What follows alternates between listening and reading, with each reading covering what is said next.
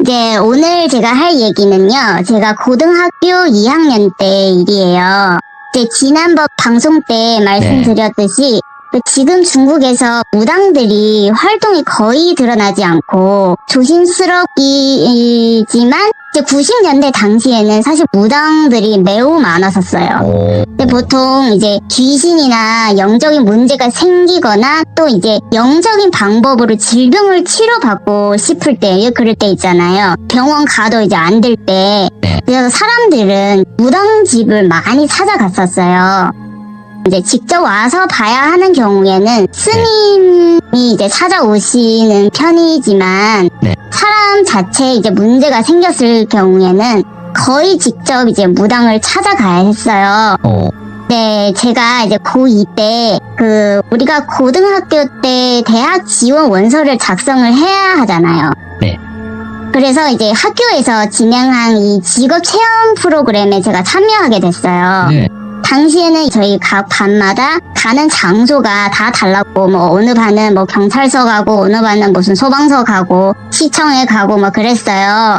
근데 그곳에 도착하면 2인 1조로 활동을 진행했어요. 예를 들면, 저희가 간 장소는 방송국이었고요.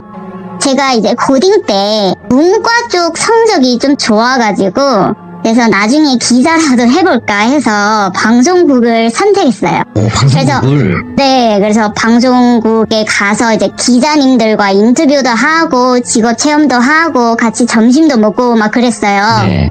근데 그날 방송국에 도착한 뒤 다른 친구들 있잖아요. 모두 방송 이제 촬영실로 들어갔어요.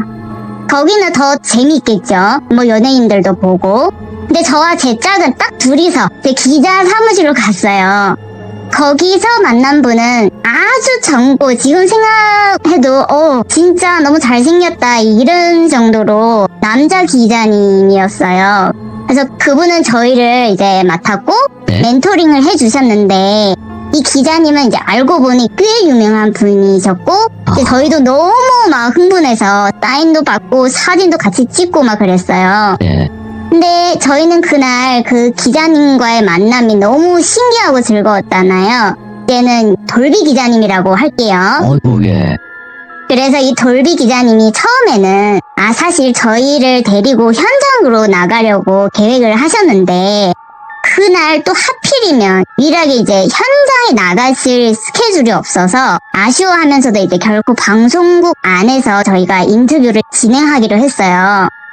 그래서 한 1시간쯤 지났을 때였어요. 그 돌비 기자님이 갑자기 저에게 말씀하시길 원래 이 방송국에 나보다 훨씬 훌륭한 선배 기자님이 계셨는데 오늘 취재 때문에 밖에 나가 계셔서 오후에나 들어올 수 있는데 만약에 니네가 시간이 괜찮다면 점심을 먹고 선배 기자님을 이제 기다렸다가 인터뷰를 하고 갔으면 좋겠다라고 이제 하시더라고요.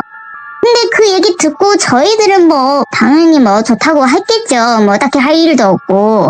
그래서 저희 3명 간단하게 구내식당에서 점심을 먹고 다시 사무실로 돌아와서 이제 오후 2시까지 뭐 이 얘기 저 얘기 나누고 즐거운 시간을 보내고 있었어요.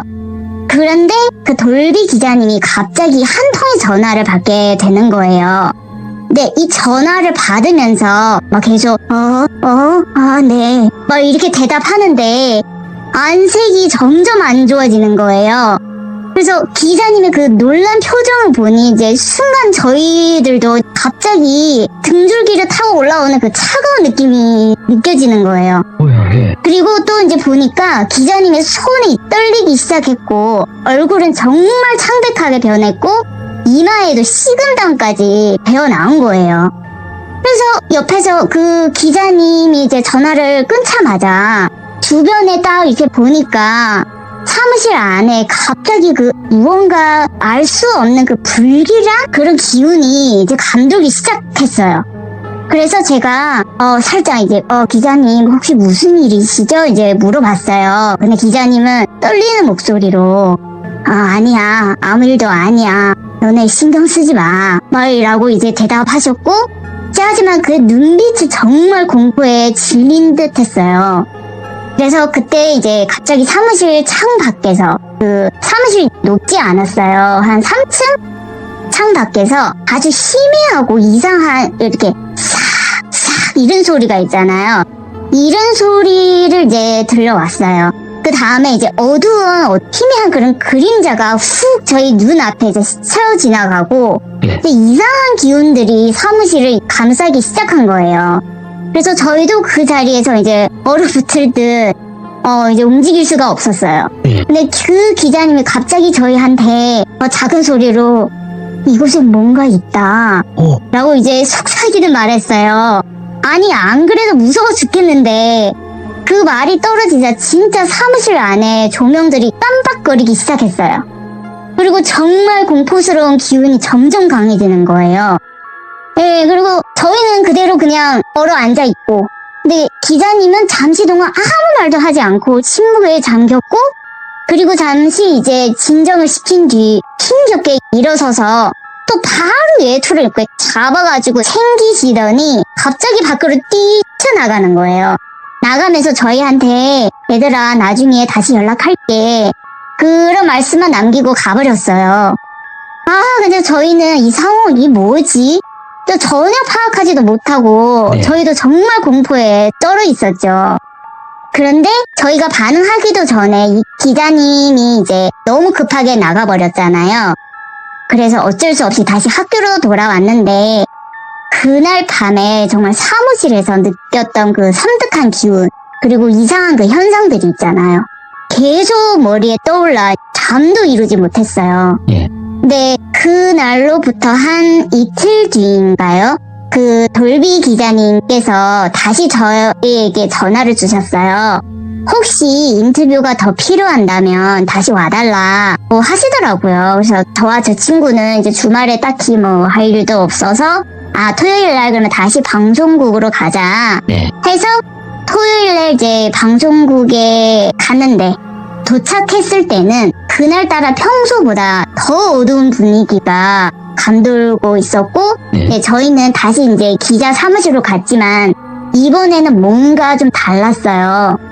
사무실 그 문을 열었을 때요. 안에는 돌비 기자님 혼자만 계셨고 얼굴에는 진짜 깊은 피로와 불안이 가득해 보이고요. 안색도 너무너무 안 좋았어요. 진짜 너무 초췌해 보였어요. 그래서 조심스럽게 인사를 하고 자리에 앉아 저희도 기자님과 대화를 나누길 기다렸지만 이 기자님은 저희를 쳐다보지도 않고 그 기자 수첩 있잖아요. 그것과 예전에 찍은 인터뷰 동영상을 딱 틀어주시는 거예요. 본인은 마치 넋이 나간 사람처럼 아무 말도 하지 않고 멍하니 계셨어요. 그래서 저희도 예상치 못했던 반응이라 분위기는 이제 갑자기 매우 어색해졌죠. 그래서 저는 속으로 아니 이럴 거면 왜 다시 불렀냐고 생각했죠. 그리고 이제 제가 지금도 그렇지만 어렸을 때부터 저 성격이 좀 그 오지랖이 되게 셌어요. 넓었구나. 네, 지금도 엄청 넓어요. 그래서 뭔가 좀 안 좋은 일이 생긴 것 같아서 제가 또 이제 용기를 내어 기자님한테 혹시 무슨 일이 생겼어요? 라고 계속 여쭤봤어요. 제 질문을 들은 기자님은 이제 한참 동안 아무 말이 없으시다가 제가 봤을 때는요. 뭔가 망설이는 듯 했어요. 그렇게 이제 깊게 한숨을 쉬면서 동영상을 딱 이렇게 끄고 저에게 어떤 이야기를 해주셨어요. 이 돌비 기자님은 이제 엄청 떨리는 목소리로 그날 있었던 일을 이야기하셨는데 그게 뭐나 하면 그때 그 말씀하신 본인보다 훨씬 유명한 선배 기자님 있잖아요. 그 밖에 취재하러 나가는 그분은요. 취재하는 그 도중에 사고를 당해서 돌아가셨다고 하시는 거예요. 갑자기. 그래서 저희도 그 얘기를 듣고 깜짝 놀랐죠. 그래서 그 기자님은 이제 계속해서 말씀하시기를 그 전화를 받고 바로 병원으로 갔는데 이미 심장마비로 사망한 상태였다고. 그래서 이 돌비 기자님이 그날 병원으로 달려갔을 때 그때 어떤 상황이었냐면 선배 기자님 그 시신이 차가운 병실에 누워 있었고 얼굴에는 공포에 질린 채로 굳어 있었다고 해요. 이제 중국에서는 한국에서도 그렇지만 사람들이 이렇게 한을 품고 돌아가시면 눈을 감지 못하잖아요. 크게 그렇죠. 뜨고. 예. 네, 딱 그 상태였어요. 그리고 그 얼굴을 보면서 엄청 화가 나는 그런 얼굴이었어요. 그리고 이제 병원에 그 기자님도 그 장면을 보고 병원에서 돌아온 뒤로도 이상한 일이 한두 개 계속 일어났다고 했어요. 예. 예를 들면 사무실에 혼자 있을 때마다 계속 차가운 바람이 불고 어디선가 들리는 낮은 으스스한 속삭임이 들렸다고 해요. 예. 그리고 밤마다 악몽에 시달리고 그 선배 기자님의 얼굴이 꿈속에서 계속 나타나요. 계속 나타나고 울면서 자기한테 자기가 너무 억울하다고 하셨대요. 매일 밤마다 울고 불고 그랬대요. 그래서 그 얘기를 하면서 이제 보니까 그 기자님의 눈빛은 정말 공포에 질려 있었고 저희도 그저 그 이야기를 듣고 있을 수밖에 없었어요. 왜냐하면 그때 당시에 저랑 제 친구는 사실 모두 고등학생이었잖아요. 근데 솔직히 주변에 이제 이런 경우도 별로 없어서 무슨 말을 해야 할지는 모르겠어요. 그래서 이제 돌비 기자님이 말씀하시는 것만 이제 계속 막 쳐다보고만 있었어요. 나중에 기자님이 담배 한 대를 탁 피우면서 저에게 또 얘기하기 시작했어요. 이제 마치 본론이 따로 있다는 듯이 원래 이게 어디 가서 말하면 안 되는 얘기지만 이제 저희가 그때 직업 체험 중이었고 또 이제 기자라는 직업의 위험성을 알려주기 위해서 청소년임에도 불구하고 망설 끝에 말해주시겠다고 했어요. 예. 그리고 나서 이제 기자님은 한 무당집과 관련된 이야기를 들려주셨는데 그 이야기는 저희 상상을 훨씬 뛰어넘는 끔찍한 내용이었어요. 뭐예요? 그 선배 기자는 그날 한 할머니 점쟁이를 취재하러 갔는데요. 그 점쟁이 할머니는 소혼, 그러니까 소는 뭐라면 부르는 거예요. 죽을 사람의 영혼을 불러내거나 죽은 자의 영혼을 위로하는 그런 의식을 진행하는 능력이 있다고 하더라고요. 그 할머니가. 예. 근데 중국에서는 이런 무당들을 이제 관망파, 중국어로는 꽌왕포라고 부르는데 예. 이제 이들이 이제 신령이나 조상신을 초대해서 그들과 소통하고 살아있는 사람들에게 뭐 필요하는 거나 뭐 도움이나 조언을 구하기도 하고 예를 들어 이제 가족이나 친구가 돌아가셨을 때 그 가족과 친구의 그 영혼을 다시 불러서 그 무당 할머니한테 영접하게 할 수 있는데 예. 기본적으로는 너무 막 그리워하거나 아니면 너무 일찍 돌아가신 자녀분들 있잖아요. 네. 그 저승에 뭘 필요하는 걸 물어보긴 많이 한대요. 근데 이 무당 할머니가 조금 특이한 게 있어요. 그냥 영혼을 부르는 게 아니라 본인이 직접 어떤 무술 있잖아요. 네. 싸우는 무술 말고 예. 그 무술 방법을 써서 귀신이 빙의하면서 이제 귀신의 대리인이 되어가지고 산 사람과 귀신이 대화할 수 있게 연결할 수 있게 한다고 하더라고요. 이게 이제 접신이라고 하죠. 예. 네, 맞아요. 그때 옆에 지켜보는 사람은 이제 무당이 접신하는 모습을 볼 수도 있다고 하고 당연하죠. 근데 한국에서도 진행하는 방식이지만 보통 누군가가 돌아가셨을 때 우리가 그 돈이나 옷을 태우기도 하잖아요. 네. 근데 그거는 그 영혼이 뭐를 필요하는지 모르는 상태에서 그냥 최소한의 기본 물건들만 입고 쓸 수 있도록 보내는 형식인데 네. 중국에서는 이게 좀 달라요. 그 돌아가신 분의 영혼을 직접 불러 그 사람한테 직접 물어봐요. 예. 그러니까 그 사람 영혼한테 직접 물어보는 거죠. 너 무엇을 필요하냐, 무엇을 원하냐 이제 물어보고 그 답을 듣고 이제 준비한다고 해요. 예를 들면 이런 거예요. 나 집 필요한다, 별장 필요한다, 스포츠카, 뭐 돈, 명품 시계, 명품 가방 같은 물건들을 실물과 똑같은 모형으로 만들어가지고 그것을 태워서 저승으로 보내는 거죠. 중국은. 이제 필요에 따라 물론 영혼 결혼식도 올려준다고 해요. 그래서 많은 이제 부자들이 할머니를 찾아가서 영혼을 불러달라고 했다고 하더라고요. 근데 제가 여기서 왜 부자들이 많이 찾아간다고 하냐면 이게 한 번 영혼을 부르는 게 한국 돈으로 대략 1,000만 원 정도 필요해서 예. 어찌 보면 정말 부자들만 할 수 있었던 일인 거죠. 돈이 많이 네, 되니까. 그렇죠. 그때 90년대잖아요. 그렇지만 이제 그 선배 기자님은 이런 점에 대해 매우 불신스러워했기 때문에 또 직업이 기자인지라 이것도 너무 좋은 취재의 소재로 여겼던 거죠. 네. 그래서 이 모든 것이 그냥 점쟁이가 돈을 벌 수 있는 이제 속임수기라고 생각했던 것 같아요.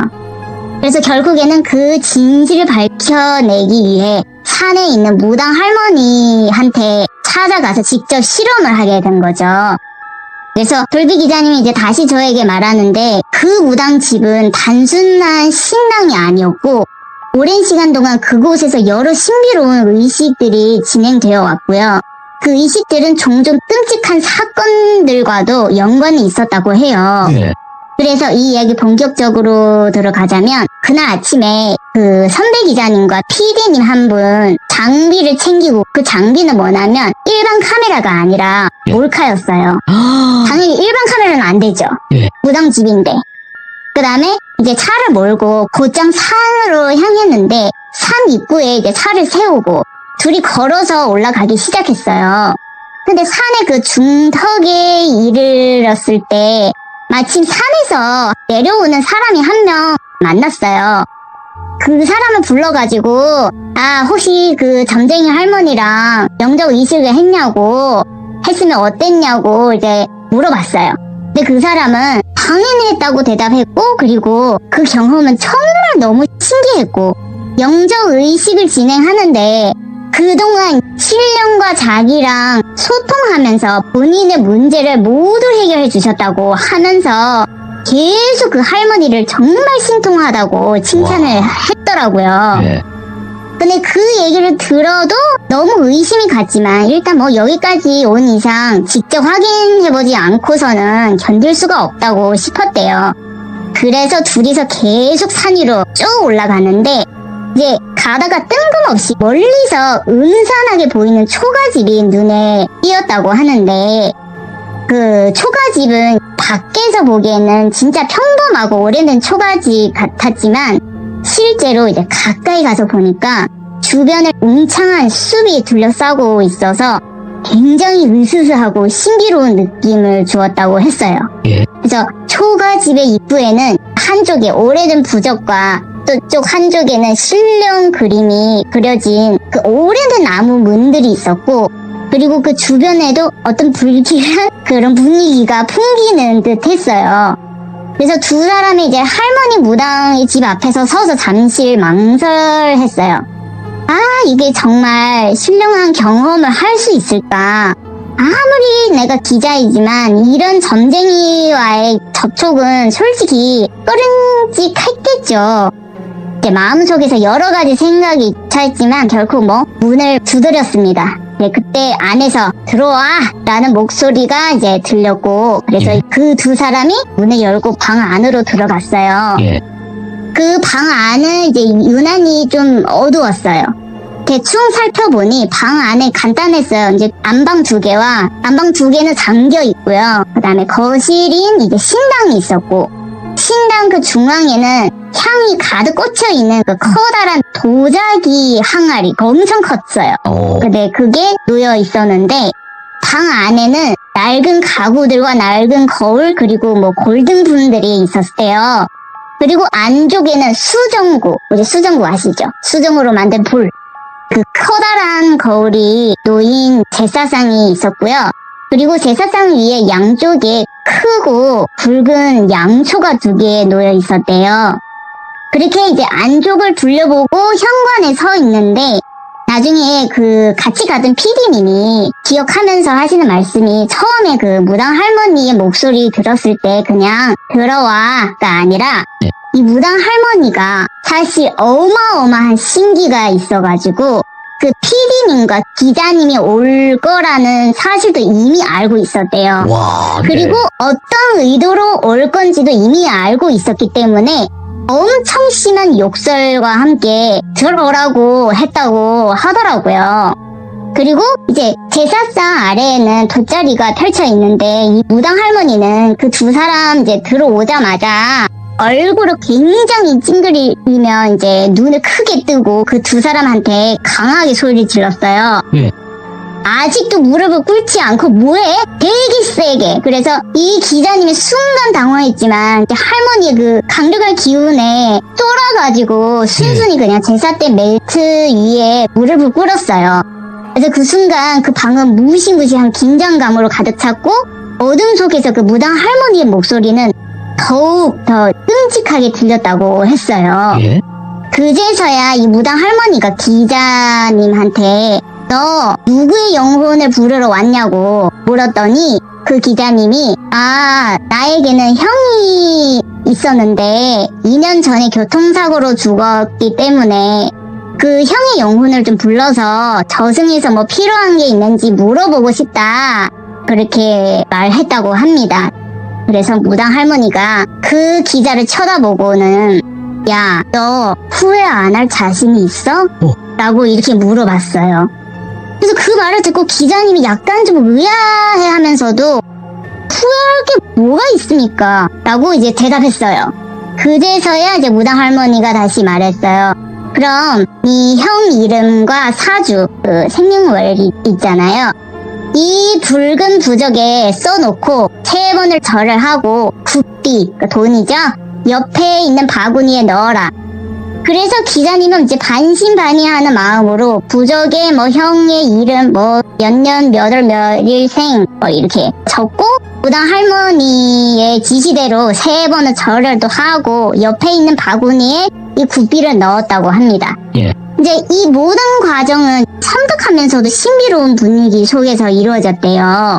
이제 방 안은 어둠과 무당 할머니의 그 강력한 에너지로 가득 찼고 기자와 PD는 이제 순간순간 자신들이 경험하고 있는 지금 이것들이 현실인지 꿈인지 헷갈리게 되었대요. 그리고 다시 무당 할머니를 봤을 때 무당 할머니는 작은 상자 안에서 향 있잖아요. 되게 굵은 향 3개를 꺼내서 향을 피우고 이번에는 큰 항아리에 그 향을 꽂았습니다. 네. 그리고 하얀 양초 있잖아요. 아까 그 2개. 거기다가 불을 붙이고 사주가 적힌 붉은 부적 있잖아요. 그거를 순식간에 작은 종이 인형으로 만들었어요. 그냥 빨간색 작은 종이 인형. 그냥 네. 가위로 파파파파 이렇게 만들었어요. 근데 그거를 만들고 나서 촛불 위에 올려놓고 태웠어요. 예. 그리고 작은 종이 인형이 다 태워지면서 촛불의 그 불꽃이 노란색에서 서서히 파란색과 하얀색이 섞인 그런 불꽃색으로 이제 변했어요. 그래서 무당 할머니는 이제 2 손을 모아 낮은 목소리로 주문을 외우기 시작했고 이제 영체 방울, 그 방울 있잖아요. 그거를 들고 천천히 허공에 이제 흔들리기 시작했어요. 그리고 이제 3개의 향 있잖아요. 그 3개의 향에서 뿜어져 나오는 연기가 방 안을 뒤덮기 시작했는데 그중 2줄의 향이 기자의 코끝으로 향하고 다른 향 1줄은 그 연기 창 밖으로 흩날렸다고 해요. 그 좀 신기한 현상이잖아요. 그리고 그 공포스러운 장면은 이제 무당의 힘과 신비로운 세계를 그 문을 열어주는 것처럼 느껴졌다고 했어요. 그래서 얼마 후 영체 방울이 조금씩 흔들리기 시작했고 수정구에도 이제 희미한 영상이 비춰졌대요. 그래서 갑자기 실내 온도가 훅 떨어지면서 촛불에 불꽃이 흔들렸고 얼마 지나지 않아서 공기 중에 찬바람이 한바탕 불렀더니 촛불이 깜빡거렸다고 하더라고요. 그래서 촛불에 이제 희미한 그림자가 다시 나타나더니 이 검은 그림자가 무당의 그 몸속으로 훅 흡수되어 버렸어요. 훅 들어간 거죠. 이제 이 광경을 지켜보던 2 사람은 이제 무당 할머니의 눈을 바라봤는데 마치 그 접신한 듯 검은 눈동자가 보이지 않을 정도로 눈을 크게 뜨고 살기가 가득했대요. 그리고 이제 몸이 심하게 떨면서 괴로운 표정을 짓고 있었고 음산한 바람이 불어오자 이제 무당 할머니는 더욱 심하게 몸을 떨며 이제 마치 외부의 다른 존재가 그 할머니의 몸을 통제하는 듯이 그런 느낌 주었다고 해요. 예. 그리고 얼마 안 가서 그 무당 할머니 목소리는 갑자기 다른 사람 말하는 것처럼 굉장히 낮고 허스키하게 변했어요. 예. 그래서 할머니는 낮고 깊은 목소리로 이제 말하기 시작했어요. 누구냐? 누구 나를 불렀어? 막 이러면서. 예. 네, 그래서 이때 촛불이 흔들리면 이제 방 안에 보이지 않은 존재가 조금씩 드러나기 시작했어요. 예. 이제 두 사람은 이제 당황한 채 무당 할머니를 주의 깊게 이제 살펴봤는데 그때 갑자기 무당 할머니가 선배 기자를 향해 미친 듯이 소리 질렀어요. 이 쥐기는 놈아, 왜 불렀어? 왜? 막, 이 놈아. 막 이렇게. 무당 할머니는 쌍욕을 쏘고 가며 이제 기자 아저씨 향해 말을 쏟아냈는데, 예. 기자는 처음에, 이게 뭐야? 이 모든 게 이게 쇼인가 싶었지만, 솔직히 그런 쌍욕을 들으면서 긴장하잖아요. 그래서 그렇죠. 몸이 계속해서 긴장하면 식은땀만 이제 흘렀다고 해요. 그리고 잠시 후에는 기자는 무서워서 몸이 하도 심하게 떨려가지고 힘이 빠져 바닥에 훅 주저앉고 말았어요. 근데 그 순간 마치 혼이 빠져나간 듯한 표정을 지었다고 해요. 표정이 아예 없어졌다라는 거죠. 이제 소혼 의식, 아까 그 영혼을 부르는 의식은 이제 계속 진행되고 있었기 때문에 기자는 또 무당 할머니에게 벌벌 떨면서도 이상한 질문을 하기 시작했어요. 형, 잘 지냈어? 그 세상에서 뭐 필요한 거 없어? 하지만 이제 그 얘기 듣고 무당 할머니에게 그 씌워진 형의 영혼은 계속해서 기자를 향해 막 비난과 욕설을 쏟아냈어요. 예. 이 썩을 받은 새끼야, 네가 나를 불러? 정신이 나갔구나. 너 드디어 뒤지고 싶은 거야? 너 얼마 못 살아, 알아? 그리고 너 나 팔아서 시험을 해? 막 이렇게 무섭게 소리를 질렀대요. 예. 그래서 기자님도 계속 들으면서 어이가 없는 식으로 아니 형 이렇게 오랜만에 만나는데 왜 이렇게 화가 나 있어? 형 결혼식이라도 올려줘? 했더니 이 말을 들었던 형의 그 영혼이 더 큰 소리로 지르면서 야 결혼했잖아 이 미친놈아 허사시 어떡하라고 이러냐고. 그래서 당장 여기서 나가 썩 꺼져 안 그러면 너 죽어 막 이러면서 예. 계속 막 소리를 지르는 거예요. 그리고 나서 이제 촛불이 한순간에 다 꺼지면서 무당 할머니는 갑작스럽게 이제 비명을 지르며 이제 몸을 더욱 강하게 떨며 고개를 무릎에 얹었다고 해요. 네. 근데 그 순간 방에는 시커먼 분위기로 어두워졌고요. 뭔가가 느낌적으로 무당 할머니를 벗어나려는 듯한 그런 악령의 존재가 강해졌어요. 예. 그래서 그 악령은 무당 할머니가 제어할 수 없는 정도로 분노와 화가 가득 찬 상태였고 그는 점점 이 위험한 존재로 변했다고 했어요. 그래서 무당 할머니도 더 이상 자신을 이제 제압할 수 없는 것 같아서 그래서 자신의 판단하에 다시 악령을 쫓는 그런 주문을 큰 소리로 외치면서 빨리 이 악령을 제압하고 보내야 하는 상황이 되었죠. 네. 그리고 이제 잠시 후 무당 할머니는 갑자기 또 어깨를 들썩이며 이제 울기 시작했는데 그 울음소리는 너무나도 좀 끔찍하고 소름까지 돋았다고 해요. 예. 그리고 이제 무당 할머니는 갑작스럽게 또 몸을 비틀며 이제 괴성을 지르고 쓰러졌대요. 그리고부터 한 5분 뒤였나? 이제 무당 할머니는 주저앉는 채로 이제 고개를 푹 숙이고 있었지만 할머니 입에서 돌아오는 그 목소리, 원래 할머니의 목소리, 네. 들어왔습니다. 이제 뭐라고 하냐면 이 사자야 이제 됐으니까 나가. 그래서 이 순간 방 안의 분위기 여전히 어두웠지만 이제 무당 할머니의 목소리는 다시 일상의 토대 위에서 정상을 이제 되찾았고 그 과정을 겪은 이 선배 기자도 정신을 차리며 이제 벌떡 일어섰다고 하더라고요. 예. 네, 그래서 이때 무당 할머니 얼굴에는 광기 어른 미소가 번쩍이었어요. 그래서 기자는 무당 할머니를 향해 무서워하면서도 비웃으면서 말했어요.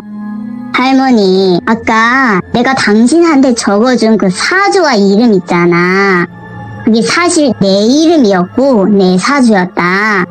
나 죽지 않았으니 당신은 사기꾼이고 오. 지금까지 쇼를 한 것이다. 나는 이 사실을 진짜 기사로 써서 이 세상에 까발릴 것이니 단단히 각오하셔라고. 그렇게 하고 거기서 이제 있는 거예요. 네. 그래서 그 말을 듣는 무당 할머니가 허탈해하듯이 웃으면서 야, 그래, 너 잘났다, 이 쌍놈의 새끼야. 다 필요 없으니 너가 아까 냈던 그 굿비 있잖아, 그거 다시 챙겨가. 장례에 치를 비용은 있어야 하지 않겠냐, 이 미친 새끼야. 라고 이제 말만 하고 빨리 가라고. 그리고 두 사람이 이제 잽싸게 그 자리를 빠져나갔죠. 이제 나가면서 기자님이 그제서야 PD님에게 야, 우리 아까 그 일들이 몰카에 잘 찍혔냐고 한번 봐보자. 예. 물어보면서 이제 PD가 카메라를 확인했는데 글쎄 아무것도 찍혀있지 않았다고 하더라고요. 다 찍었는데. 네, 와. 뭐 다 날라갔어요. 그래서 이제 둘이 씩씩대면 욕하면서 내려오는데 얼마 지나지 않아 한 200m 정도였나? 그 산을 내려오던 길에서 갑자기 그 선배 기자가 가슴을 움켜쥐고 굉장히 괴로워하는 모습으로 쓰러졌다고 해요. 예. 그래서 이때 이 PD님이 놀라가지고 바로 구급차를 부르고 그 기자님은 이제 병원으로 긴급히 이송되었지만 그 자리에서 사실 이미 목숨을 잃었고 네. 병원에 가서도 이제 살 수 없는 지경이었다고 하더래요. 그래서 나중에 알고 보니 그 무당 할머니가 불러낸 영혼은 사실 그 기자 아저씨의 영혼이었고 그러니까 본인이 본인의 이름과 사주를 부적에 적혔잖아요. 예. 그래서 기자 아저씨의 육체는 그 사실을 몰랐지만 근데 그 아저씨의 영혼은 본인의 어리석음을 깨닫고 자기 자신의 영혼을 부르는 짓은 솔직히 자아와 다름없잖아요. 와, 예. 네, 그래서 곧 죽을 본인의 육체에게 화를 낸 상황이었다고 하더라고요. 예. 그래서 막 너 사자야, 이 쌍놈의 새끼야, 이게 막 욕하는 거예요. 왜냐면 자기가 곧 죽는다라는 거 알고 있는 거죠. 그 영혼이. 예. 그래서 그로 인해 이제 자신의 육체에 대한 이제 분노와 절망을 느꼈다고 다들 이렇게 생각했다고. 근데 솔직히 말하면 또 말이 되잖아요. 그렇죠. 네, 그래서 이 얘기를 다 말씀해주신 처음에 그 돌비 기자님은 본인도 절대 믿을 수 없는 현상이라고 말했고 저에게도 이제 설령 그게 진실이든 아니든 기자라는 직업은 정말 위험하고 예상치 못한 일들이 발생할 수 있기 때문에 잘 판단하고 선택하라고 했어요. 그래서 저희도 그분의 말을 듣고 집으로 돌아와서도 사실 한동안 정말 거기 충격적인 그 경험을 잊을 수가 없었어요. 제가 지금까지도요. 예. 너무 생생해요. 그리고 그 뒤로 저는 기자에 대한 꿈을 접고 저번에 저도 이제 말씀드린 것처럼 고3 수능 시험 끝나고 제가 바로 군대에 입대하게 됐잖아요. 네, 맞아요. 네, 그래서 오늘의 얘기는 여기서 끝입니다. 들려주셔서 감사합니다. 스스로 본인의 사주를 넣고 스스로 본인의 네. 영혼을 빼서 네, 와, 이런 그 할머니는 진짜였다라는 거네요. 네, 그렇죠. 그래서 저도 너무 신통하고 저도 나중에 점 한번 좀 봐주시면 안 될까? 근데 너무 비싸서 그걸 너무 떠나서 비싸요. 그걸 떠나서 네, 이렇게 네. 함부로 이렇게 좀 뭔가 시험하려고 한